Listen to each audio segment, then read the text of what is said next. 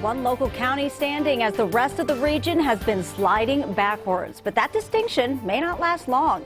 Tonight, Dorado County could become the next county on the state's watch list as coronavirus cases surge. Good evening, everyone, and thanks for joining us. I'm Marley Ginter. Right now, it's one of the only counties in our region not on the state's watch list, but as CBS 13's Heather Jansen explains, it may only be a matter of time. Yeah, absolutely right. County health officials have been watching the numbers, and they say it is a matter of time, maybe only weeks until they find themselves on this list. But they say with the public's help, there's still that slim chance to find a way to flatten the curve. Cooking during COVID-19 looks different. Because I lost 75% of my seats. Ahi Japanese Bistro owner Russell Lukubo having to move all service outdoors after the state shut down indoor dining across California.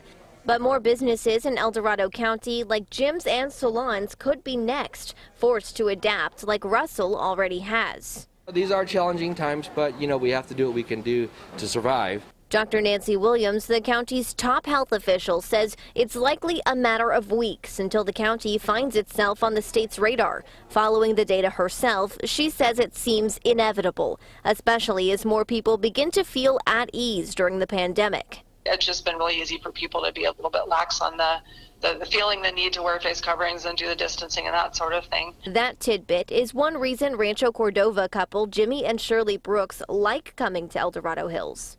And we don't have to wear a mask up here. At least we're not forced to. The thought of ending up on the list is a concern to people who live here, like Jan Wilson, but she's not surprised about numbers continuing to spike and the county seeing its first death. It's going to happen, especially when people go out and are standing close to each other. Dr. Williams says if more people wore masks and stopped hosting gatherings, there's a small chance they could flatten the curve and in turn help out local businesses. We're going to enjoy a better life. We're going to be able to patronize our businesses better. Obviously, we're going to keep fewer people from getting sick. And Dr. Williams says she's still not optimistic that El Dorado County will flatten that curve enough, and that puts reopening schools in jeopardy if they end up on the state's watch list. And something she wants to see done is opening schools in person, something she's been working with the Office of Education to find ways to do safely. But of course, all of that contingent on whether or not they end up on the state's watch list and when. Marley.